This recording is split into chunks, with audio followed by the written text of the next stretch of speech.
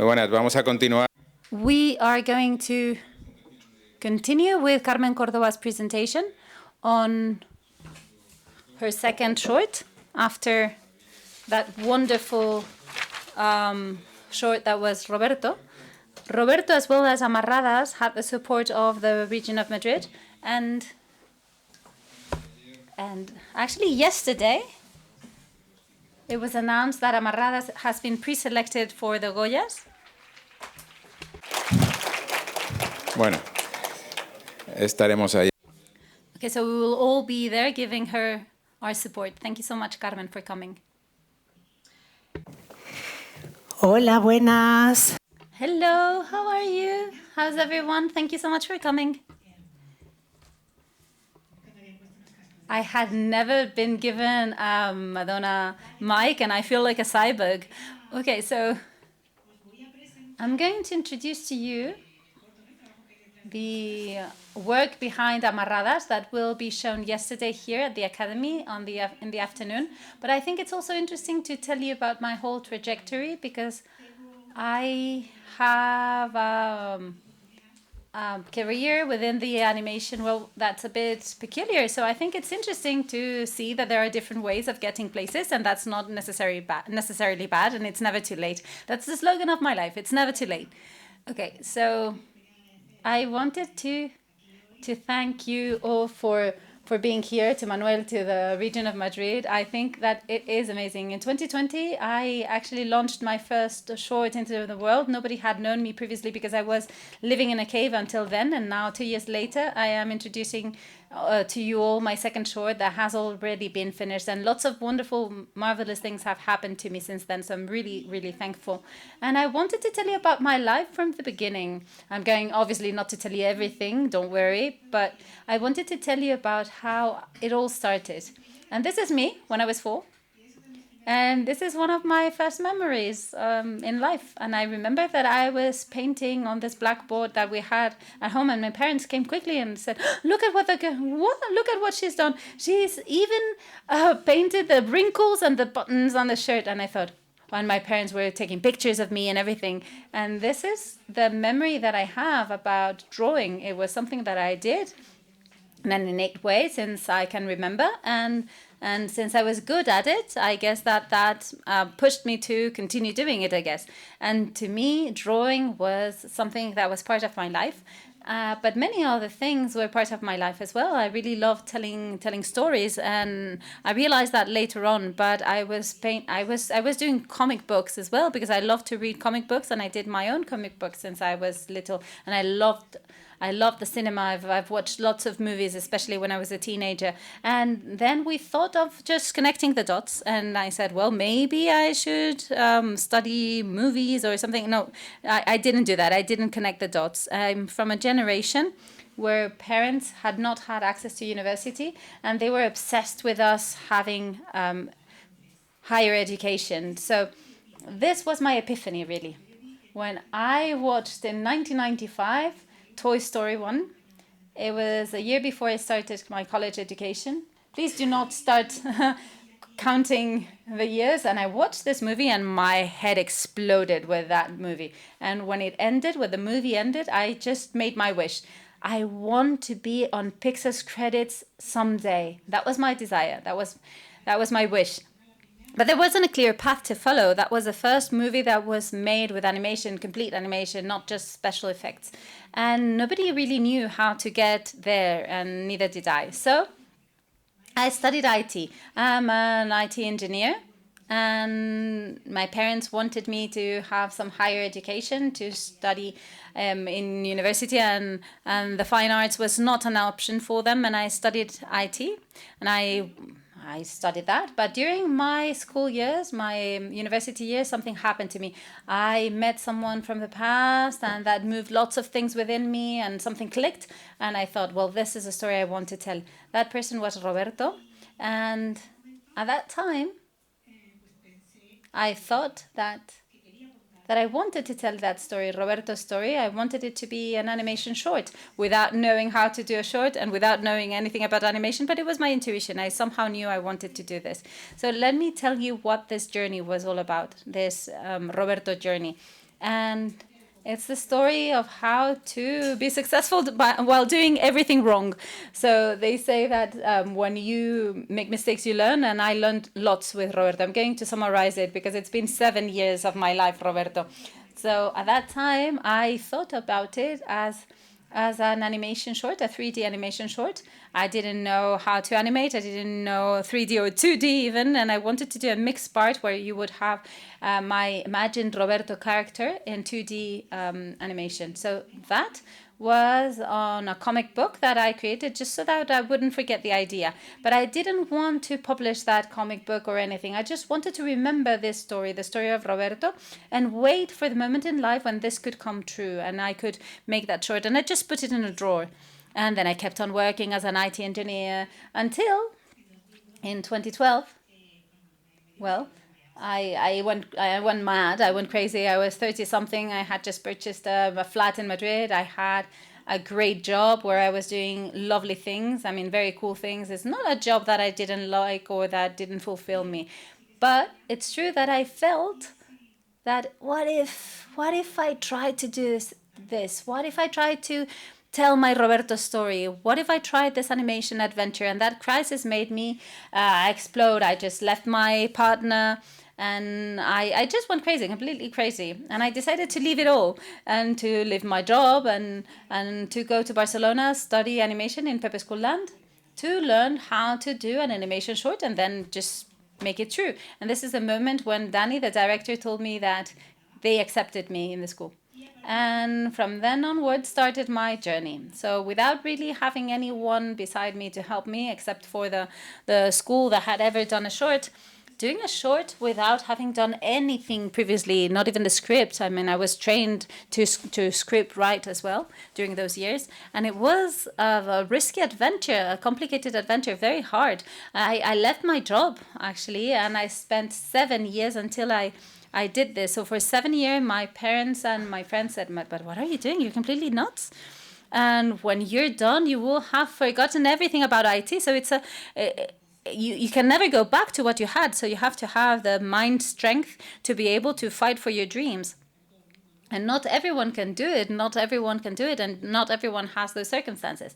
And in 2018, when we hadn't even gotten a frame from this short, because I didn't have the money, and you know that animation is not really a field where people invest money, because you have to be completely invested in it. And this happened. I didn't have anything after 5 years work, and I was pregnant with twins. And I said, okay, Roberto is dying. Either I do something drastic or it'll die here. So I decided to ask for a loan, and I would have to spend 8 years of my life paying for that loan so that I could pay salaries and finish this short. So this is how we ended the short. And when we had the money, we had the support of the region of Madrid, which was the only institution that decided to give us their support as a project. And we finished the short in a year. With money, we did it in a year. And let me show you the trailer for Roberto so that you look at it, so that you know what it looks like. No se oye.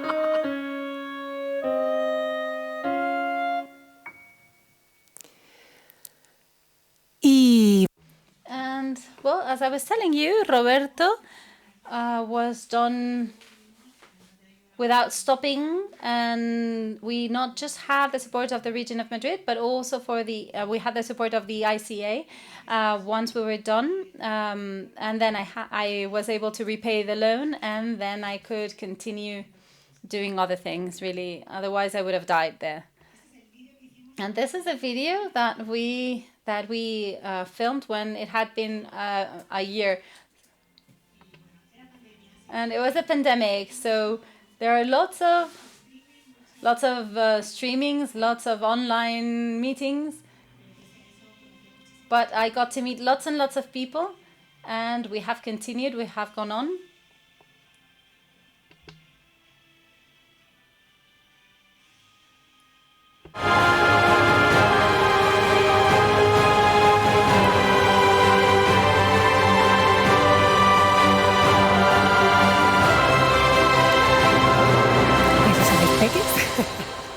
Muchas gracias. Thank you. That's part of the team.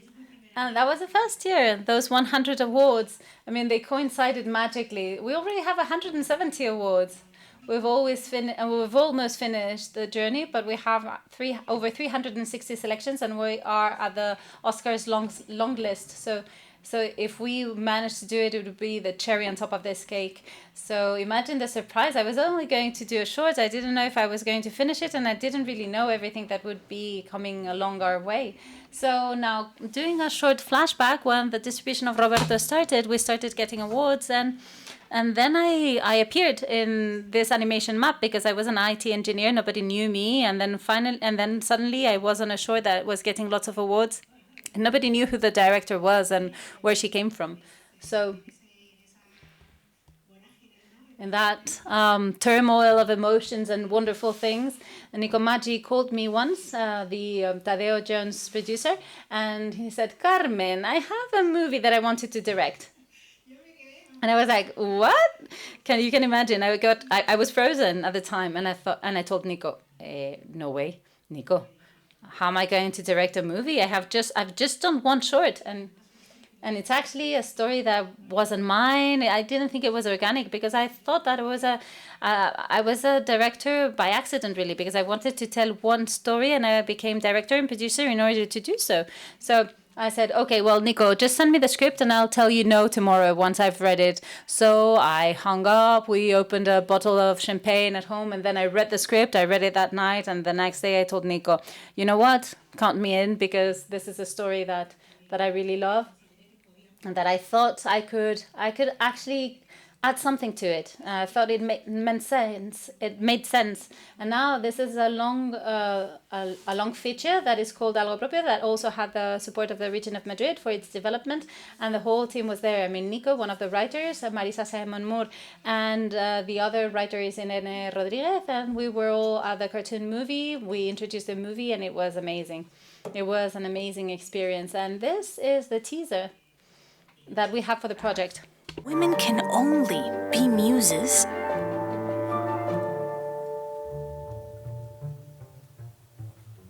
A village girl will dare to dream big and take Madrid by storm. Leading a revolution to paint a world of her own.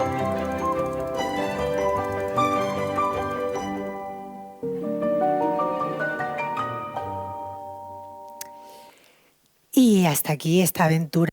And that's how far the adventure goes. And I hope it continues, and I hope it comes out. And I'm going to go into the Amarradas project, which is the one that's just come out, and that I've entitled Smooth as Silk. You probably know what I'm going to talk about. I wanted to explain to you that first complication, how difficult it was to make sure that Roberto came out, and that very private, very intimate episode, because Amarradas was quite the opposite. I learned my lesson. So the creation of the project, the gestation, we could say, of the project has been very different and beautiful. Amarradas wasn't planned either. It was a story that fell on my lap, basically. And I needed to talk about it. I realized that to me, telling stories is very therapeutic. It's a way of understanding what's happening to me and process and digest it. So Amarradas is from the birth of my children in 2019. My children came to the world. I became a mother. Everything's turned upside down suddenly. And 3 months later, my mom told me that she had terminal cancer. And that stirred my world again. And it's been a shock between both poles of life, we could say, both opposites of life.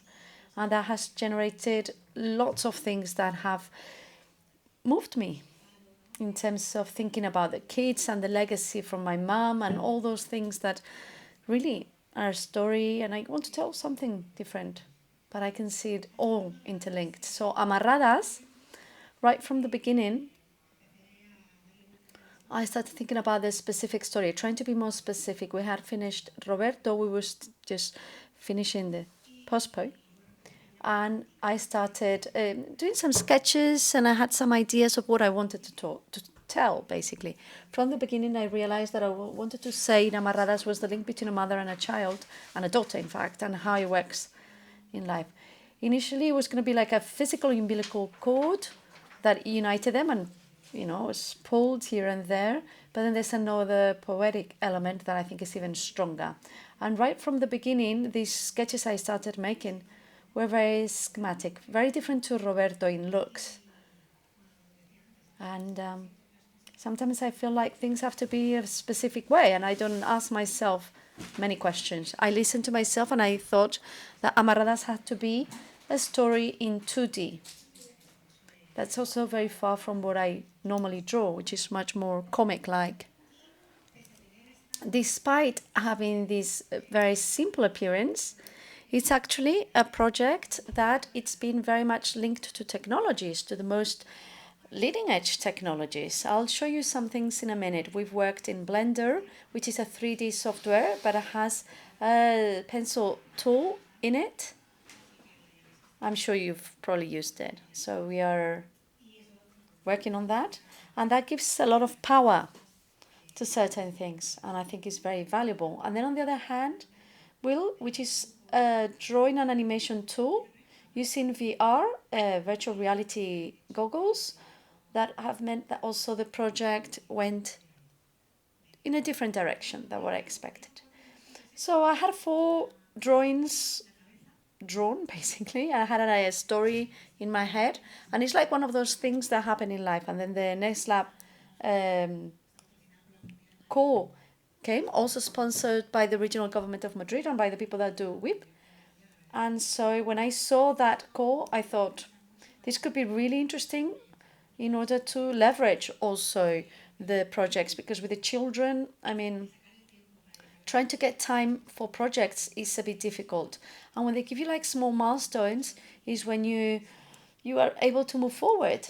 So I presented it, they called me, and they said, well, this is the picture after the phone call telling us that they had selected us. We were one of the first projects that had been selected in the first edition of Nesla. And we have to celebrate everything, right? Because we never know.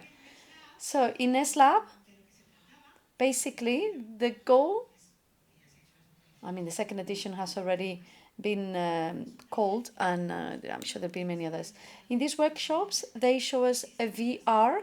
In just 6 weeks, including training, we had a pilot teaser, a 1-minute teaser. So you can have a teaser to show. In my case, because I was going to self-produce it, I wanted to do a proof of concept. I wanted to see where this was going to go with a short film. One of the key issues, and it was of the short film that I wanted to present, was the delivery, the actual delivery. So first we have there's 2 deliveries. One's when the protagonist is born, and then when he gives birth. So I wanted to see how I could plan it, and I wanted to see how I could do this, because deliveries, well, they have their own thing, But just so you have a look at what Next Lab is like, this is a quick summary. So we got the goggles. So you get the goggles, and then there's the first part that you do online training. And my kids had a great time then. And then, you learn the tools for the first 2 weeks. You talk to different professionals, and then you start working on your teaser, on what you want to do. So these tools, if you come from the 3D world, it's as if you did a stop motion. You get like a doll. It's very physical.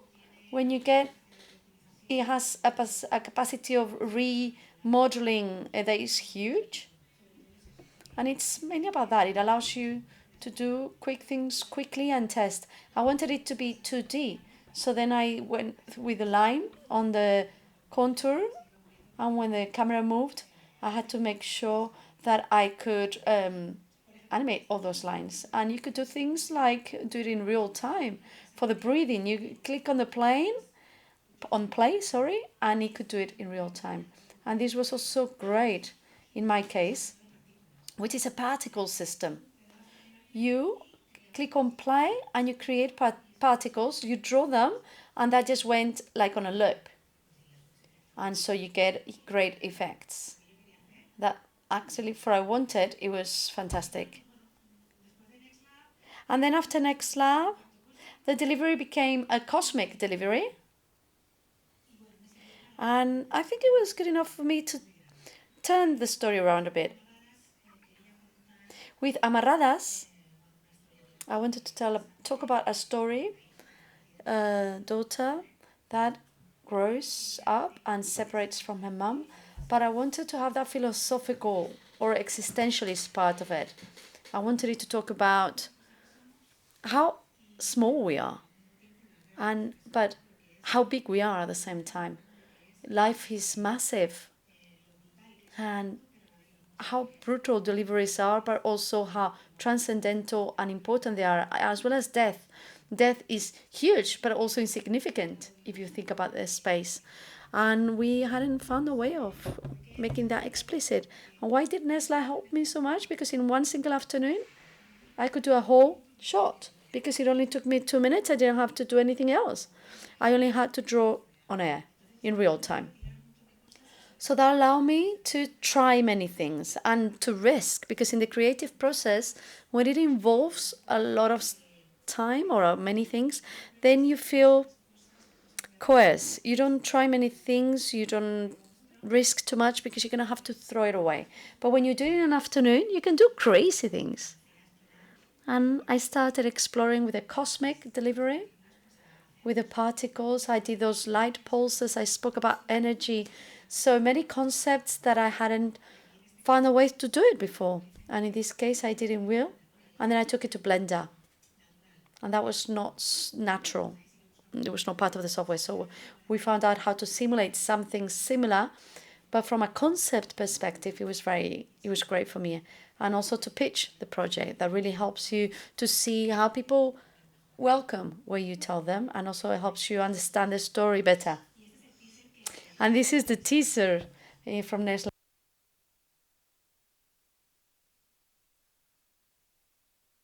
I thought it was going to be 2D, but I didn't know exactly how we were going to do this, whether it was going to be 2D, whether it was going to be a hybrid. I thought, well, I mean, maybe it's, I don't know. I thought maybe we could do it a bit 3D. But what was great is not to have any limits. Start off and then to think about how you can tell the story. It's a different process. And in this teaser, you can see both points of view, the person that's born and the person that delivers the baby. But I think it works much better. And here it is. And then after Next Lab, I knew what I wanted to tell, how I was going to tell it, and what I started doing. And I wanted to work on the script. And one of the things that I have discovered, I think that this is very, very useful for a project. In my case, I was in a residence of, on a course of cinema directors, female cinema directors, and the work-life balance problems that they have. And I think there's some workshops for short films and feature films. So I had people who knew a lot about everything. They give you master classes and give you training and advice. But then there's also colleagues that give you very interesting feedback. And with that, I set up the final script. I went to a Weir last year with a project. I did a pitch of the project, and we got the award to the best short film award from Movistar Plus. And with that, well, it was enough, right? That's the difference. Before you start the production of Amarradas, we had all these people with us. The regional government of Madrid, the ICAA, thanks to the successful of Roberto, Movistar, Next Lab, and Co-Film. So the process has been very different and very open from the beginning. Since I started with the idea until we finished, I think 2 years have gone by. 2 years. Production's only been 6 months. Production and post-production. So the comparison with Roberto is huge because the processes, when you air them, when you publish them so much, they accelerate really quickly, and it's been great. Here's the animation team. The training, 6 months, including training the team. They were all traditional animators, and we had to train them. And then, well, we also enjoyed it a lot. After a short film in which I suffered a lot, I mean, it was good fun too, but there was a lot of suffering there. But then when you know where the obstacles are, you can offset them, and so we've enjoyed it a lot, and we've made spots for the team everywhere. We did the sound mixture in a great studio, and I think that's really important. I'm going to show you the trailer so that you can see, well, what it is like. This is the making of.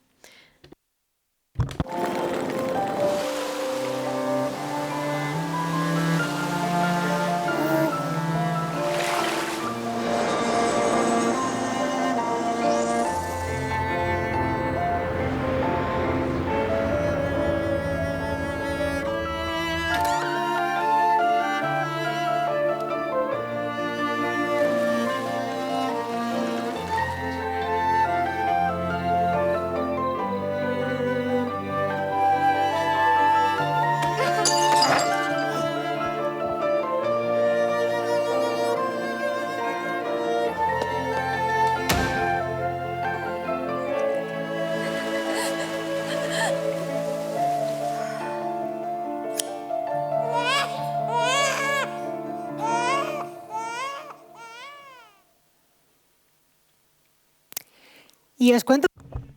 And let me talk to you about the arts process behind Amarradas. Why 2D? Why this style?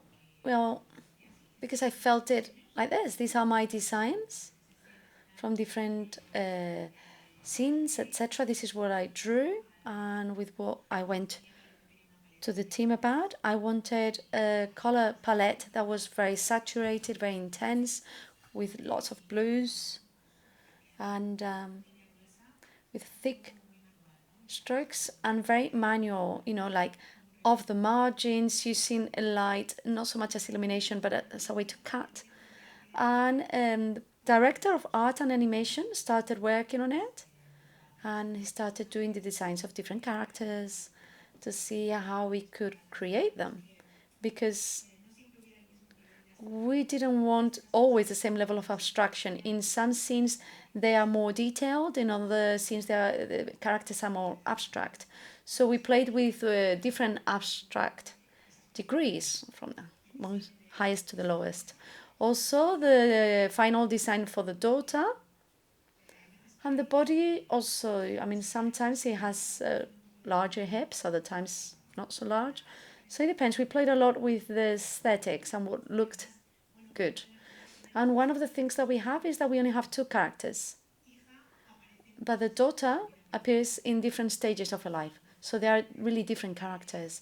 As a baby, as a child, as a teenager, when she's pregnant. So we have to see also the character and how life marks the body, and you can see the time that has gone past in the body. And the arms, in most of the time, you can only see, when she becomes a mum, it's like you can only see the arms with the kid. When she's dressed, she's like a protection, like a rock that gives you a sense of confidence and surety. And when she's on the beach, naked, then you can see the body of a woman who's had children and who looks like that. And in terms of animation, the challenge that we had was how to express the mother personality with arms because you don't see her face, but we had to keep empathy. We had to make sure that she still conveyed emotions. And it was very easy to go into cliches, otherwise, but that's not what we wanted. If it's a cliche, it doesn't let you see the character. Each mom has a different way of getting upset, of getting impatient. And this is something that we had to explore. I think that was the biggest challenge. The backgrounds, we worked it with very saturated colors, like we said, with a design that was very schematic. But here, for instance, you can see Barajas Airport there. We tried to keep the essence of the settings and also playing with perspectives that were not always very realistic to give it a more naive idea. And then the key setting, the venue, which is where she lives, the apartment where she lives, and that could demonstrate how time went by, how the seasons go by with the color palette and how times went by. So there are elements that are there, but they're in constant evolution. And that's something that we also had to reflect somehow. And also what you could see from the window, we have the same landscape outside, but it's transformed not just with the seasons, but also with emotions. There's a night view that's more suggestive, we could see, than a realistic night. So we played a little bit with palettes like that. And regarding the backgrounds, I hope you haven't realized, but the apartment is 3D. And this is one of the things which is great about having a 3D software, Blender in this case. We integrated 2D tools. We also have a tool that is called Line Art that draws the lines automatically. And then the materials. Tony Mortero, who's the one that initiated that development, he does magnificent things. All tricks he can do. We can have different type of lighting. We could also even draw the light. And that allowed us, the other backgrounds are smaller, and they are in very few shots. They've been drawn by hand, but these ones were drawn in the software. To have that kind of manual look that we wanted it to have, what we did was to then treat it, do a finish, we could say, to change things. So on the left, you can see how it came from the render. And on the right, you can see when you've touched it with a brush or you've touched here and there to try and give it a different look. So in the end, in terms of production, that was able to save us a lot of time. And something else that we couldn't have done without 3D is the universe. There are several moments when we go back to the universe and we have integrated 3D things with 2D things, with things that seem like 2D, but they are 3D. Playing also with resources, like every image lasts 4 frames, so that to make sure we don't know whether we're watching 2D or 3D, but the universe is all 3D. And this is from what the next lab did, but this is what allowed us. These are materials, and we were able to obtain these finishing touches. And I'm going to play the moment of the cosmic delivery so that you can see how beautiful it is.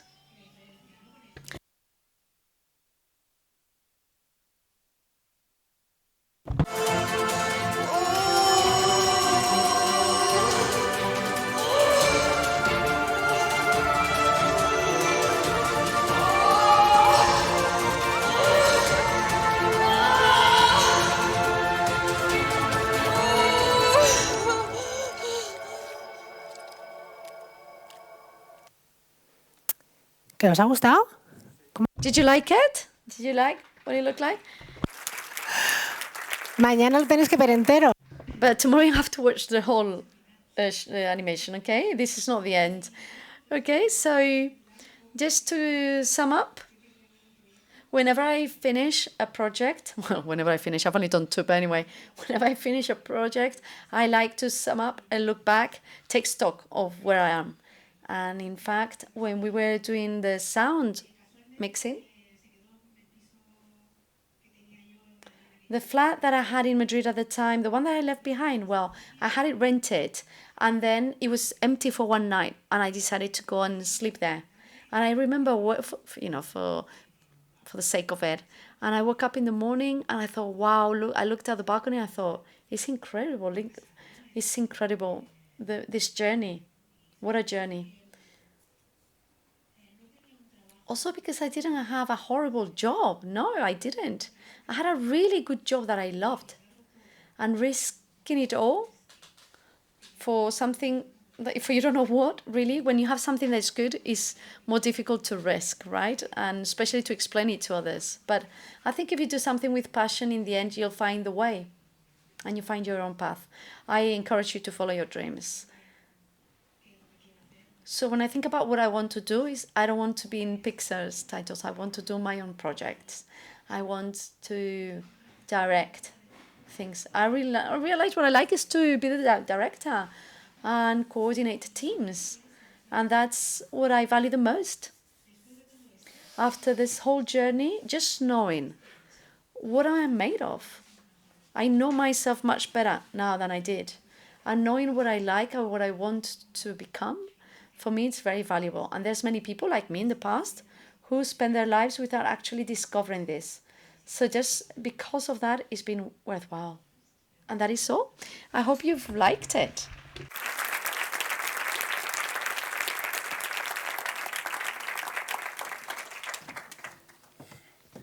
Yo encantado, como siempre.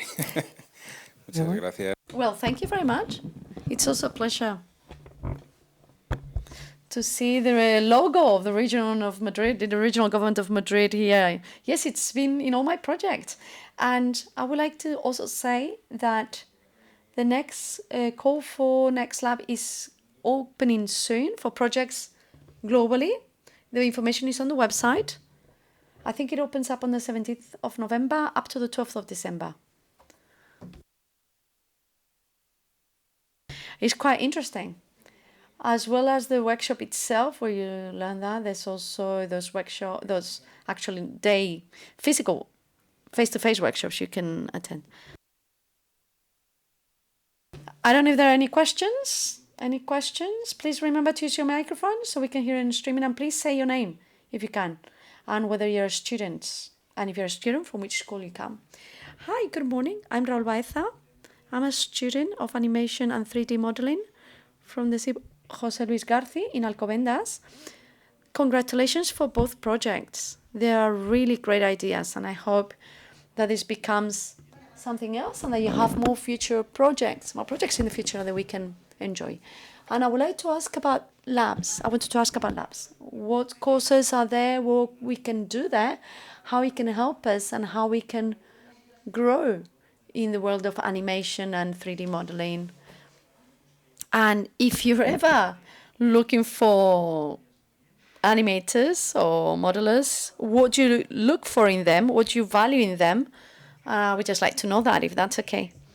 Well, thank you very much. The issue of labs, all the calls, really, you have to make the most of them.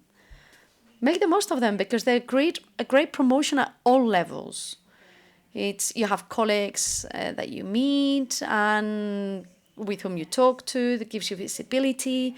It's great, and you have to, sign up for whatever you can. Because when you're out there, it's really tough on your own, and it's great to be accompanied. And even emotionally, it's a different story. And when we talk about setting up teams, well, I had to start from scratch because in Amarradas it's 2D. So I couldn't use some of the people that I used in the previous one, but just the musician, Jordi and Tony, that's done the 3D. And Christian, that has worked on the background. Everything else, they were all new. My experience and what I'm clear about, in my opinion, but this is personal, okay? Short films are a very special product because you put a lot of love into it, but the production period is also shorter. So you need people that can adapt and learn fast, but that also pay a lot of... I feel very passionate about the product, so it's a bit difficult in my experience, when I've had someone with a lot of experience, a lot of professional experience, they haven't been the ones that have worked the best. The people that work very well are those who have a lot of desire and a lot of energy to learn. And also people not only with attitude, but people that have a lot of experience, has different ways, has already their own ways of solving things. But when you want, instead of this gesture to this other gesture, to explain it to someone who has done 200 million shots, that it's a bit more difficult. You know, you don't want it like this, you want it like that. It's more complicated to someone who's already done it so many times. And that's where I look the thirst for new projects and enthusiasm, and that's something that is very, very clear. And yeah, you can really see that. Excellent. So, you know, if you want information about the different funding lines, we have Carballo from the regional government of Madrid, from the regional department of culture and sport, and just to let you know that the funds are up to 25,000. In the case of Amarradas, was 17,000, right? 500. And in the case of Roberta, it was the same. No, it was less. 15,000. Okay, it's gone up. You see, but small, important amounts for a short film, actually. Any other questions? Over here, please. Hi. I come from the School of Art, Animación, and my question is, when you look at the 7 years that have gone by, from the 7 years of the first short to the 2 years of the second short, what do you think you could have done to shorten the first project, now that you're more experienced on this? Well, it's been very interesting. Obviously, the experience, I've trained myself in tools, in script, and I have many more tools. For instance, in Amarradas, there was a moment when we were going to include a scene that was it didn't work. And in Roberto, it would take me 3 years to realize that it didn't work. And here we realized straight away. We decided, okay, so this shot is not going to work. Let's move. Let's think about something else, a different way to tell the story. So that's the first thing. And secondly, money. Money is key. So that we can pay people, so that people can work on your short film. Because in animation, where the processes are long, collaboration, I mean, in a school is different, right? Because in a school you have lots of people, there's support, you have teachers, there's infrastructures, and there's a lot of people that do that for a year, that's it, nothing else. But when you start looking for animators, and there are animators that on their free time they work on your short film, and the rest of the day they spend 8 hours doing the animation, that, I mean, didn't work. So now it's first funding. And then after doing Roberta and knowing that it worked well, obviously it's easier. With Roberta, I couldn't have found more funding, obviously. So that's more or less, it's a whole conundrum of things, basically. Thank you. I think we had another question round here. Hello. I'm from the José Luis Garce High School. I am learning animation 2D and 3D. So first of all, congratulations for the awards. And as a script writer, director, and after having completely changed your life, going from being an IT engineer to doing short films, would you give us some specific advice to those of us who are in that same process? Como os decía, creo que hay que perseguir los sueños. As I was telling you, you have to fight for your dreams. In the world of animation, it requires lots of work and effort, and it's something that you need to be passionate about. And that's the competitive advantage that we have. We dedicate more hours and more time than anyone else would, because when you like something, you have to really cling to that, because you'll be better at that than anybody else because of how passionate you're about it. And don't be afraid, because nobody knows where they want to go. And for instance, in Roberto, with the process, I understood that the layout and so on is something that I love. So pre-design is something that I love. So wanting to go somewhere is good so that you know how to follow along the path. But don't be afraid to change along the way and decide that you like modeling more than pospo or the other way around. And you have to be open to that. You have to be open to that possibility, to the fact that you might be better at something and always trying to do whatever it is that you like. That's all. Más. Perfecto, pues entonces un aplauso. Do we have any other questions? No? Then a big round of applause for Carmen Córdoba, please.